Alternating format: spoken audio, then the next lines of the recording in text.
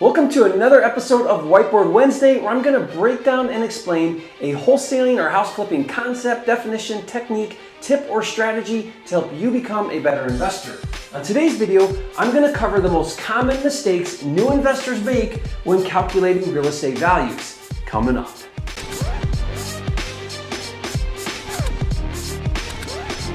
Hey, if you're new here to the channel, I'm Norton with FlippingMastery.com, and this channel is all about ways to help you make money wholesaling and flipping real estate so you can live your dream life. Be sure to subscribe and click the bell icon to get notified when new videos are released. And be sure to stay to the end of this video because I'm going to share additional videos to help you really understand and go even deeper on this topic, as well as some resources to help you take action and implement what you've learned. All right, so let's get into it. I want to talk about actually 5 of the most common mistakes that I see new investors make on a regular basis when it comes to calculating real estate values. And if you're a wholesaler and a house flipper, when I talk about real estate values, really what we're talking about here is ARV. ARV, a very important acronym for wholesalers and flippers. It stands for after repair value. Now let's get into our 5 tips. After repair value is actually going to be, we take a property and we want to find out what is this property worth once it's fixed up. So what will the top market value be? What will a retail buyer pay in this market for this particular house, assuming it was completely renovated? That's what after repair value stands for. And that is the very first number that, as a wholesaler and a flipper, that we try to figure out or need to understand in order to run our formula and calculate our buy price. It's the first thing we start with.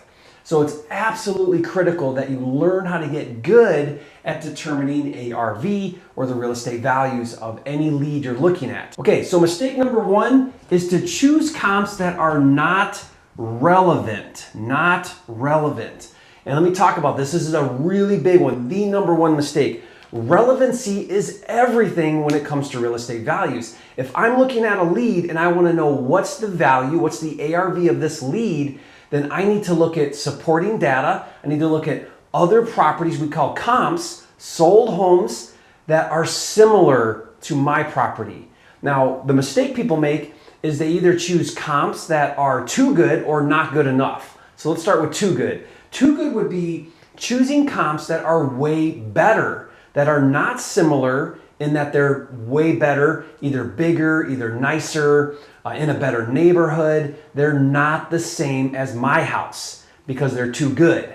So an example of this would be, I was helping one of my students recently on a lead, and they were picking comps that were about a quarter mile away. We'll talk about that in a minute, which is fine. But he went into a neighborhood where these homes were big, brick, they had lots of elevation, lots of curb appeal. They were really nice homes. They were built, in the 90s. And then the subject property, the lead that was being analyzed, was a home built in the 70s. It was a boxy looking house. It didn't have a porch or any kind of elevations. When I mean elevations, different pitch lines. It was just a very boxy house. Wasn't brick. It was a frame type house. No curb appeal. No, bump outs or anything that kind of made it look like when you pull up to the house, or curb appeal where it looked really nice to somebody, in comparison to the other comps that he was wanting to choose that were way nicer, way different type of home. So that would be picking a house that's too nice. Okay, it was too good for the subject property. We want to pick similar properties. Likewise, if I'm looking at a 1,000 square foot ranch, I can't compare that to a 2,000 square foot 2-story. It's different. It's not relevant. Now, it's impossible to get 100% relevancy, to get another comp or a handful of comps that are exactly the same as mine. So there is a little bit of some play there that we have to have. For example, I like to use, typically speaking, 500 square feet, give or more or less, from the subject property. So if the subject property is 1,500 square feet, then I want to look at maybe comps that are between 1,200 and 1,750, maybe 500 square feet range there. But I don't want to be looking at 3,000 square foot homes to compare to my 1,500 square foot home. It's too big. It's too far away to make it not relevant now. Or I'm looking at a 3-bedroom and I'm comparing it to a 5-bedroom.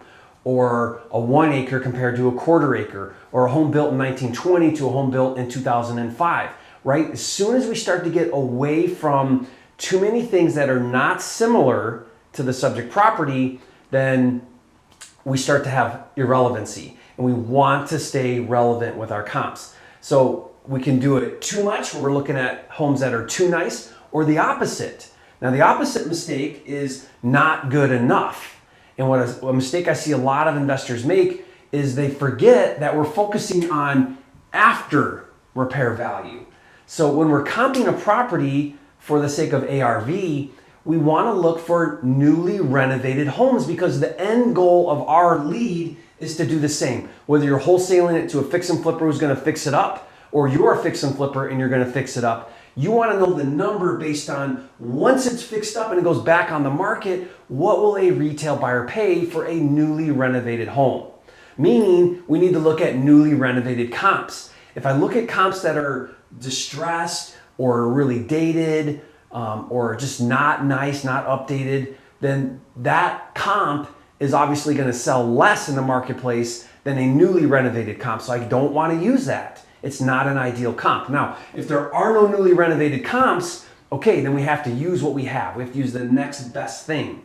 But if we have to choose, we want to use the best comps, the most updated, newly renovated comps, ideally from other flippers, to get a true ARV. Okay, the second mistake is too far away. Too far away. Okay, now, generally speaking, I'm sure you've heard this before, you want to pick comps that are within, people say a mile, some people say a half a mile. It's not so much about the geography. It's not that there's this, draw a circle and you can go a half a mile, or draw a circle and you can go a mile. That's a big mistake I see a lot of investors make. It doesn't matter that it's a quarter mile away if by going a quarter mile away, you leave the neighborhood. As soon as you leave the neighborhood, you're making a big mistake. You have to stay in the neighborhood. So let me give you an example here. Let's say that here's our subject property. And let's say that I've got a main road over here, and I've got a main road over here. And then I've got all these side streets, that come in like this, and, so on. But I've got this main road here, and I got this main road here. Now, typically speaking, when you cross main roads, you're changing your neighborhood. You're now entering into a new area. That's what main roads do. They define neighborhoods.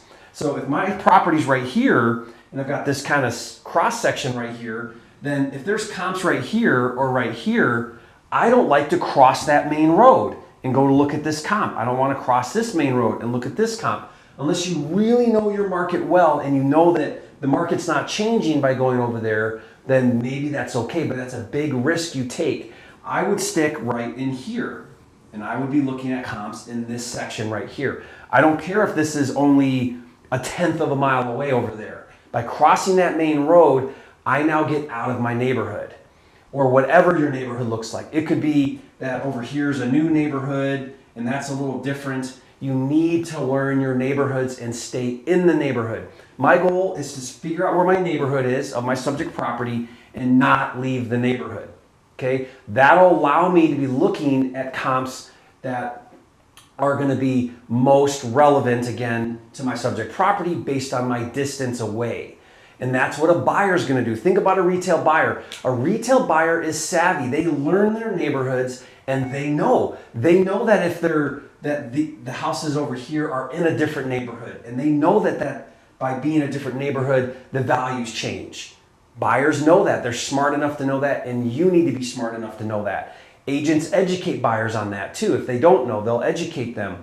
So that's why it's so important that you don't go far away. Throw out the half a mile or the mile rule. I mean, that's a good overall general rule, but I see so often where this is the subject property, and now we're going to cross another main road, and we're going to cross another main road and another main road, and we're going to look at a comp over here, completely different neighborhood, so far away, still a mile, and we're going to say this is a good comp. And we're going to cherry pick this comp because we like it, and we're going to say that's a comp to my subject property.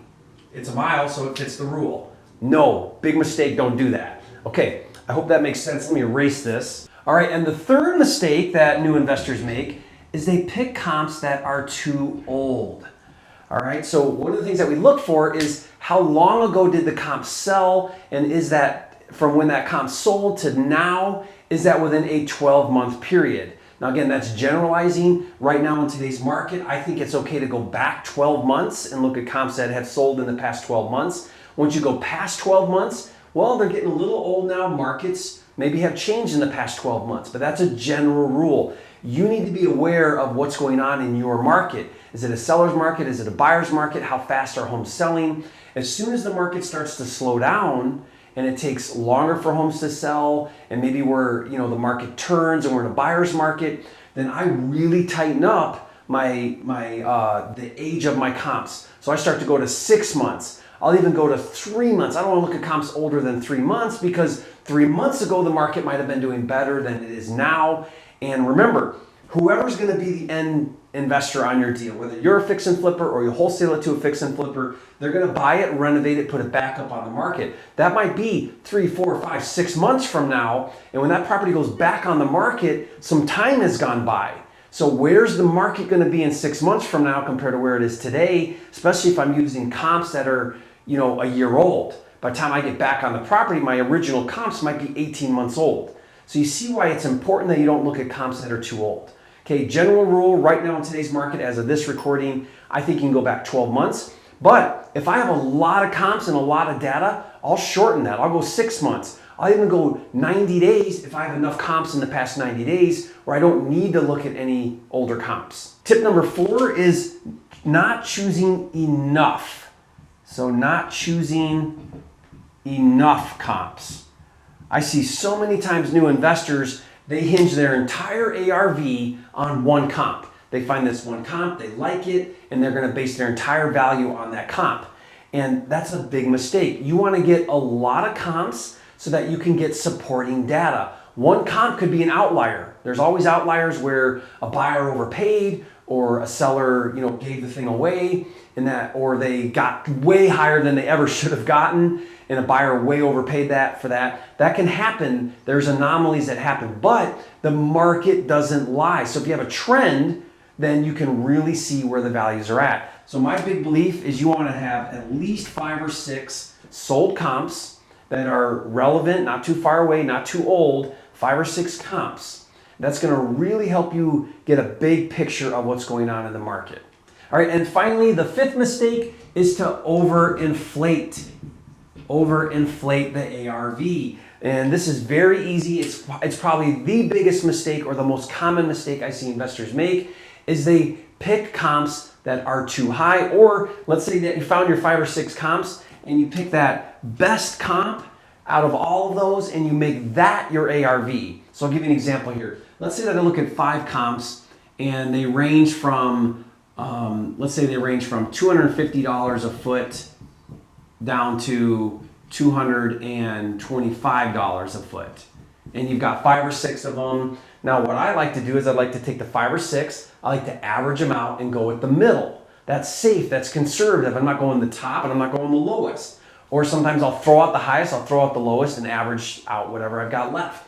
That keeps you safe. It's being objective, right? It's not pushing it to where you've only got one comp at the top that you're basing your numbers on. You're just kidding yourself if you think that you can do that and that's going to be safe.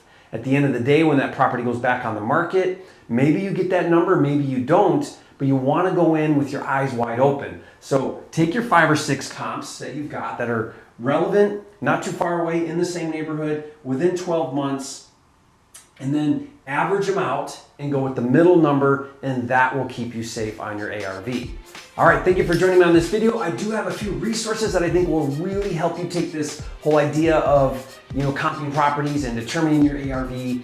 I did a video where I break down step by step and I give tips and strategies for how to calculate that ARV. It's a really great video. It'll really go into even more depth into how to calculate ARV. So check that video out. I'll put the link in the description. And one final resource is my deal analyzer tool. What's so cool about this tool is you plug in some information and it'll calculate all the numbers. It's got preset formulas and it'll help you figure out really instantly your offer price. And I'll give you that for free. Just go to mydealanalyzer.com and download it for free. And if you gain value on this video, be sure to hit that like button and leave a comment. Let me know your biggest takeaway. Let me know which one of these mistakes you've made in the past, or if you have another one that is a common mistake that you've seen, please share that in the comments. I'd love to hear from you.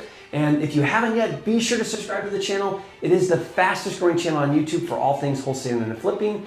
And I'll see you on the next video.